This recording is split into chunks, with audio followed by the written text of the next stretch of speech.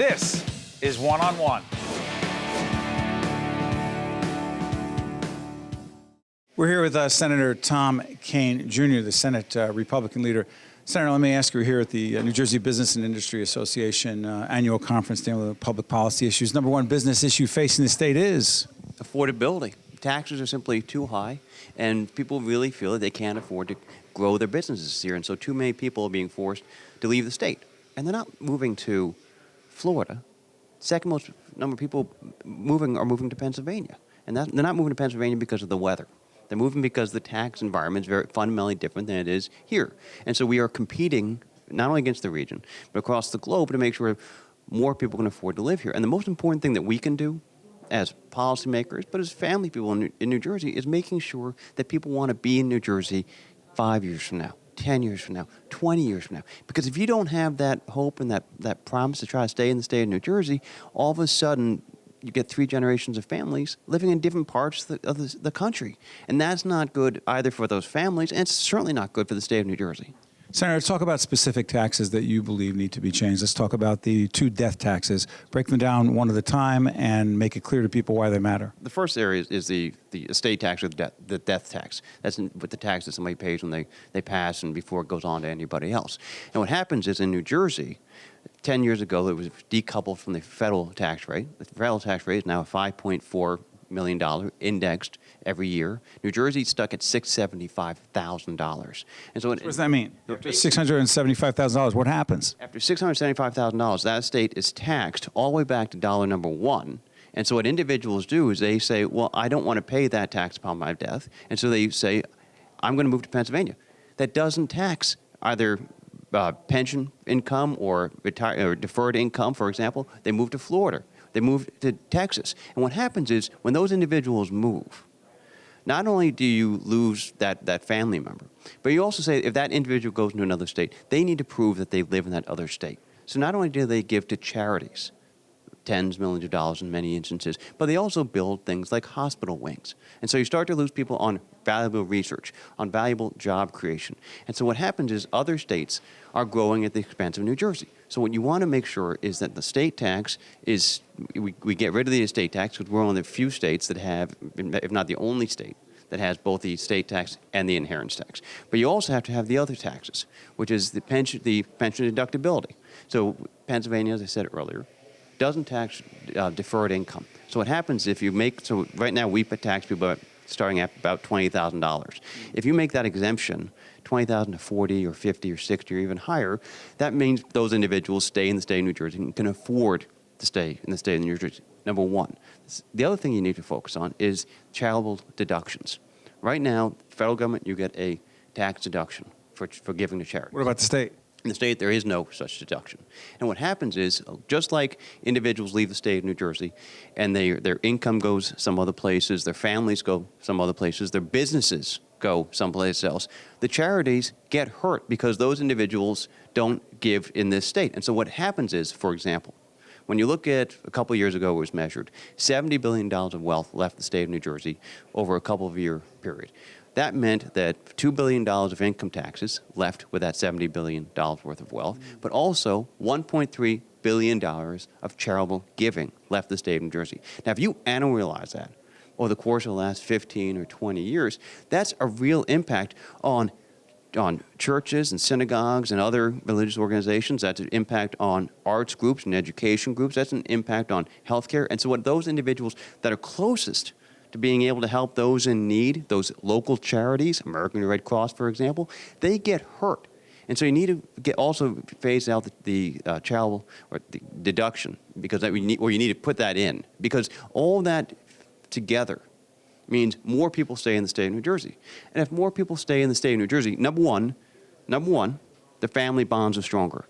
Number two, businesses are growing in the state of New Jersey, which means you get more income tax revenue, which means you get more sales tax revenues, which means you get more of all those other tax revenues coming into the state of New Jersey, and you get a stronger staying in New Jersey. Because what happens now And if I may, and I know where you're going, but right now, You do know where I'm going? Even the You know where I'm going where the lost revenue is? Yeah, that Vincent Prieto, the Assembly Speaker, told me right here in this spot, at this forum of the Business and Industry Association, said the concern he has and others have is that if, in fact, we change those policies, particularly on the death tax, the estate tax, that we lose the revenue that those people would have paid when they die.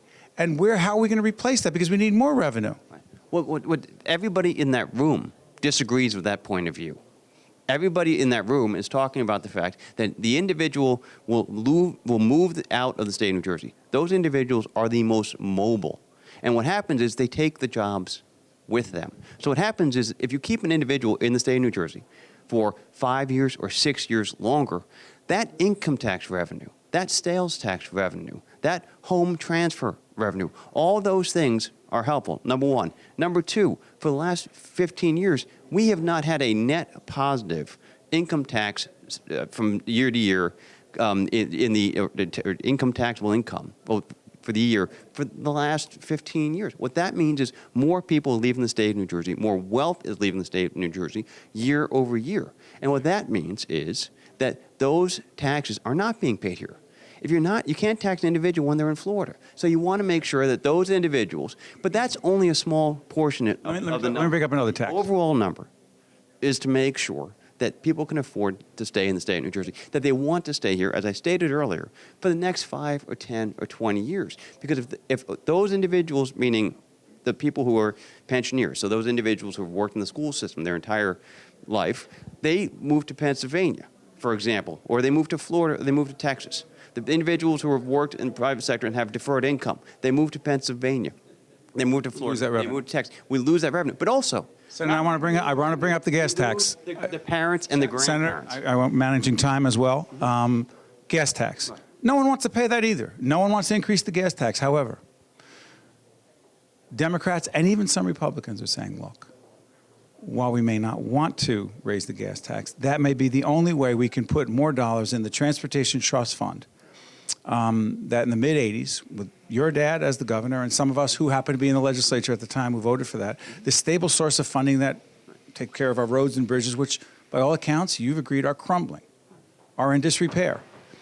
Would you be open to the idea of, you know what, don't want to raise the gas tax, but we need to do that to get those dollars into this fund to take care of our roads and bridges? Would you be open to that? Well, the first question is to make sure that those dollars that do come in already are being efficiently spent.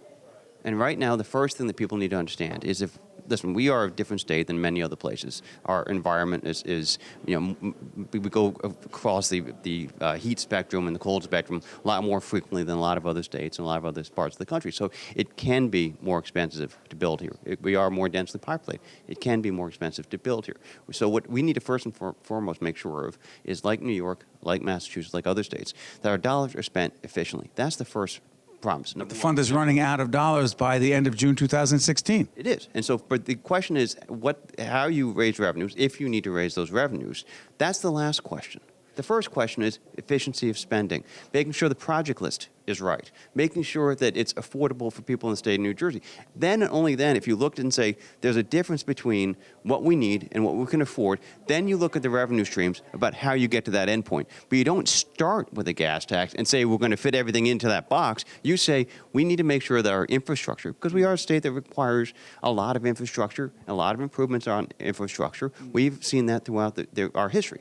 Their infrastructure improvements are important. Senator, respectfully, one second. You say we start with the gas tax. Has it not been at least 5 or 6 years that it's been talked about? Is it starting with the gas tax? Is that how you see it? People are starting with wanting to raise the gas tax? I think people have talked about the gas tax for many years. It seems to be the only tax that the Democratic majority hasn't raised for the last several decades that they've been in charge, as you well know. But it seems to be that we first and foremost have to make sure that we are spending our money efficiently as humanly possible. That's the first index. Number two, focus on the project and figure out how you get that done. Number three, and only then, if there is a difference, you say, okay, or how are we going to raise the revenues?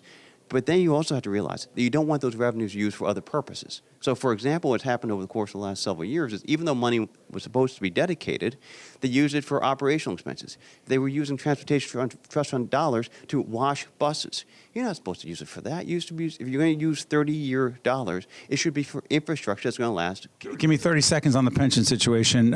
Senate President Steve Sweeney, when we spoke to him, it was before he proposed the constitutional change. Do you have a solution to the pension crisis? 30 seconds or less. We need to come together. The independent body that had Republicans and Democrats on together had a very good roadmap, I thought, that should be used as the basis on a bipartisan basis to come together and make sure our pensions and our health care is affordable. Thank you, Senator. Thank you. One-on-One with Steve Adubato has been a production of the Caucus Educational Corporation, celebrating over 25 years of broadcast excellence. Funding for this special edition of One-on-One with Steve Adubato has been provided by the New Jersey Education Association, the law firm of Gibbons PC, New Jersey Resources, NJM, NJ Best, International Union of Operating Engineers, Local 825, the Northeast Regional Council of Carpenters, and by these public-spirited organizations, individuals, and associations committed to informing New Jersey citizens about the important issues facing the Garden State, and by Employers Association of New Jersey. Transportation provided by Airbrook Limousine, serving the metropolitan New York, New Jersey area.